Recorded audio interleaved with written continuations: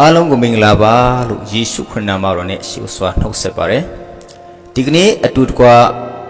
ပြန်မဆင်ခြင်ရမယ့်နှုတ်ကပတ်တော်ကတော့တိတ်ကောအခန်းကြီး15အပိုက်ငယ်30ကိုအခြေခံခြင်းပါတယ်ဖျားသခင်ယေရှုတော်အဖြစ်ငါဖြစ်သည့်အတိုင်းငါဖြစ်၏ငါခံရသောယေရှုတော်ကိုလည်းအကျိုးမဲ့ခံရသည်မဟုတ်အခြားသောတမန်တော်တို့အပေါင်းထက်ငါတည်တာ၍ကြိုးစားခြင်းကိုပြု၏ထို့သို့ဆိုတော်လဲငါကြိုးစားသည်မဟုတ်ငါနှင့်အတူရှိတော်မူသောဖျားသခင်ယေရှုတော်လည်းကြိုးစားတော်မူ၏ဖတ်ကြားတော်တဲ့နှုတ်ပတ်တော်အဖြစ်ကြားနာသူအရောက်တိုင်းကိုဖျားသခင်ကောင်းချီးပေးပါစေအာမင်ဒီကနေ့ဒီနေရာမှာအတိကဆင်ခြင်တဲ့အပိုက်လေးကပါလဲဆိုရင်ငါကြိုးစားသည်မဟုတ်ငါနှင့်အတူရှိတော်မူသောဖျားသခင်ယေရှုတော်သည်ကြိုးစား၏ဒါလေးကိုကျွန်တော်ဆင်ခြင်ခြင်းတယ်အမှုတော်လုပ်ငန်းထဲမှာတော့၎င်းခရိယာအသက်တာမှာတော့၎င်းကျွန်တော်တို့ကကြိုးစားပြီးခမလှုပ်ဆောင်တဲ့အရာတွေအများကြီးရှိပါတယ်အဲ့လိုလှုပ်ဆောင်တဲ့အရာထဲမှာရှင်ဘောတို့ကတော့ငါကမကြိုးစားဘူးငါနဲ့အတူရှိတဲ့ဖျားသခင်ရဲ့ယေရှုတော်ကကြိုးစားတယ်လို့ပြောပါတယ်ဟုတ်ပြီဒီနေရာမှာကျွန်တော်တို့ဆင်ခြင်ဖို့ကယေရှုတရားဆိုတာကကြိုးစားခြင်းအဖြစ်ရလာတာမဟုတ်ဘူးအေဖက်ခန်းကြီးနှစ်အပိုင်ငယ်ရှစ်ထဲမှာယုံကြည်သောအဖြစ်ယေရှုတော်ကြောင့်ကယ်တင်ခြင်းတို့ရောက်ရ၏ကိုယ်အလိုအလျောက်ရောက်သည်မဟုတ်ဖျားသခင်တနာတော်မူရာဖြစ်၏လို့ပြောပါတယ်ကျွန်တော်တို့ယုံကြည်သောအဖြစ်ပဲယေရှုတော်တက်တက်ကြောင့်ကယ်တင်ခြင်းကိုရတာဖြစ်တယ်ထာဝရအသက်ကိုရတာဖြစ်တယ်ကျွန်တော်ကိုယ်တူကံကောင်းလို့လည်းမဟုတ်ဘူးဖျားသခင်တနာတော်ဖျားသခင်တနာခြင်းဂရုဏာတော်ကြောင့်ယေရှုတော်ကြောင့်ကျွန်တော်တို့ကထာဝရအသက်ကိုရလာတာဖြစ်တယ်ဒါပေမဲ့အဲ့ဒီယေရှုတရားကိုကျွန်တော်တို့ခံရပြီဆိုရင်ကျွန်တော်တို့ယေရှုပြုခြင်းကိုခံရပြီဆိုရင်ယေရှုတိတတ်တဲ့နှလုံးသားထဲမှာကြိုးစားခြင်းပါလာတယ်ယေရှုတုံ့ပြန်တဲ့နေရာမှာကြိုးစားပြီးခါတုံ့ပြန်တတ်ဖို့အရေးကြီးလာတယ်ဒါကြောင့်မလို့ကျွန်တော်တို့ရဲ့အသက်တာထဲမှာစစ်မှန်တဲ့ခရစ်ယာန်အသက်တာထဲမှာဘာကအရေးကြီးတယ်လဲဆိုရင်ကျွန်တော်တို့ကယေရှုတရားထဲမှာအသက်ရှင်ဖို့အရေးကြီးပါတယ်ဘယ်လိုယေရှုတရားကိုသိတတ်မလဲဆိုရင်ကျွန်တော်တို့ဟာအပြစ်သားဖြစ်တယ်မွေးကလေးရနဲ့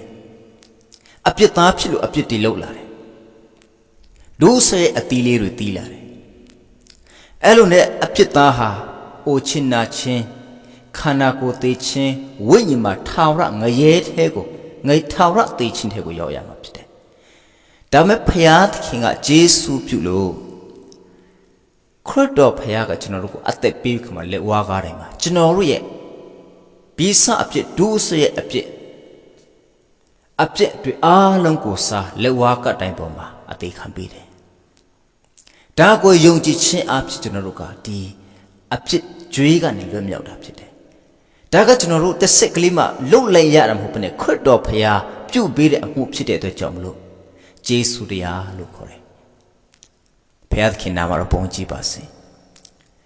ဆိုတော့ကျွန်တော်တို့ကဒီယေရှုတရားကိုနားလည်လာတဲ့အချိန်မှာရှင်ဘောလုကဘာပြောသလဲဆိုငါခရစ်တော်နဲ့သူလက်ဝါးကတိုင်မှာအသေးခံပြီဒါပေမဲ့ငါဟာအသက်ရှင်သေးတယ်အဲ့လိုငါအသက်ရှင်တယ်လို့ပြောတဲ့အချိန်မှာငါကိုယ်တိုင်ရှင်တာမဟုတ်ပဲနဲ့ငါအထဲမှာခရစ်တော်ကအသက်ရှင်တာဖြစ်တယ်ဘုရားသခင်နာမတော်ဘုန်းကြီးပါစေဟုတ်ပြီကျွန်တော်တို့ခရစ်တော်ဘုရားကအသက်ရှင်တယ်လို့ပြောချင်တာကအတိကသူကဘာကိုပြောချင်တာခရစ်တော်ရဲ့ယေရှုတရားကသူ့အသက်တာကိုလွှမ်းမိုးသွားတာကိုဖြစ်တယ်နေရာယူသွားတာကိုပြောတာဖြစ်တယ်သူအသက်ရှင်တာဟာခရစ်တော်ကြောင့်ပဲဆိုတာကိုသူကောင်းကောင်းနားလည်သွားတာသူခရစ်တော်ကိုမရခင်မှာဆိုရင်လောကမှာကျမ်းမာနေတော့ငရဲမသွားခင်လေးကျမ်းမာတဲ့သူဖြစ်တယ်ခရစ်တော်မရဘူးဆိုရင်ကျွန်တော်တို့ချမ်းသာနေရင်တော့မှငရဲမသွားခင်လေးမှာခဏတာလေးချမ်းသာနေတာဖြစ်တယ်ကျွန်တော်တို့ဘွဲ့ရပညာတတ်ဖြစ်နေရင်တော့မှငရဲမသွားခင်ဘွဲ့ရပညာတတ်လေးဖြစ်တာဖြစ်တယ်ဒါကြောင့်မလို့ကျွန်တော်တို့ရဲ့ထာဝရကာလနဲ့သက်ဆိုင်တဲ့အမှုကိုပြုပေးတဲ့ယေရှုပြုပေးတဲ့ခရစ်တော်ရဲ့ယေရှုတရားကိုသိလာတဲ့အချိန်မှာဩငါဟာ ခရစ်တော်ရဲ့ယေရှုတရားကတော်တော်လေးနည်းနည်းပါလားယဉ်ကျေးသိမ့်မွေးပြီးခမနည်းနည်းတဲ့ယေရှုတရားကိုသိလာတဲ့အချိန်မှာခရစ်တော်ရဲ့မြတ်တာကိုနားလည်လာတဲ့အချိန်မှာသူကပါပြောတယ်လေဆို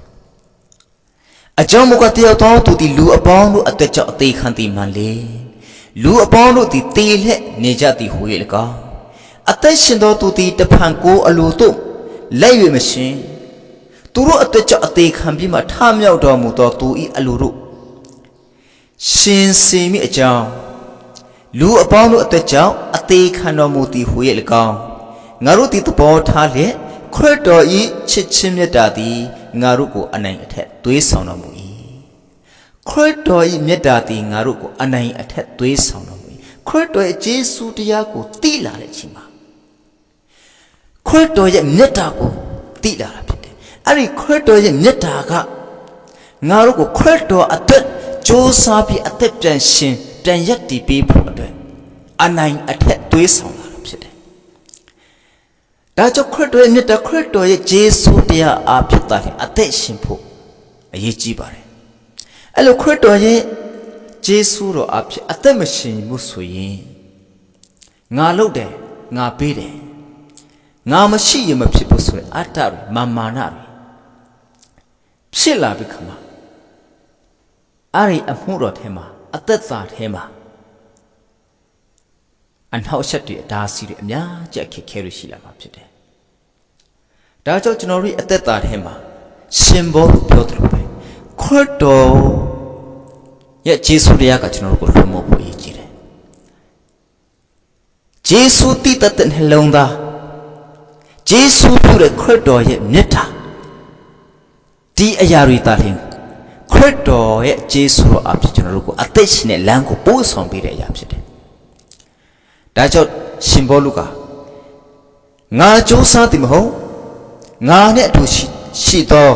ခရစ်တော်ရဲ့ယေရှုသည်ကြိုးစားတော်မူ၏ဆိုပြီးခမပြောတယ်လို့ပဲကျွန်တော်တို့အသက်တာထဲမှာလဲမလဲမပြိုရအောင်တက်ကျွန်တော်တို့ရဲ့လမ်းကိုဖြောင်းဖြူအောင်မြင်စွာရှောက်လှမ်းနိုင်ဖို့အတွက်ငါတို့ကိုယ်တိုင်စာတိအားဖြင့်မကြိုးစားဘဲနဲ့ဖယားသခင်ပေးတဲ့ကောင်းကြီးတွေအသိပညာအတတ်ပညာတွေအစွမ်းအစတွေခရစ်တော်ကိုအားနာမိခမခရစ်တော်ရဲ့ယေရှုအားဖြင့်တာယေရှုတည်တတ်သောသဘောအားဖြင့်အသက်ရှင်နိုင်မယ်ဆိုရင်ကျွန်တော်တို့လည်းရှင်ဘောသူအားဖြင့်ငါသည်ကြိုးစားသည်မဟုတ်ငါနဲ့အတူရှိတော်မူသောခရစ်တော်ရဲ့ယေရှုသည်ကြိုးစားတော်မူ၏ဆိုခမ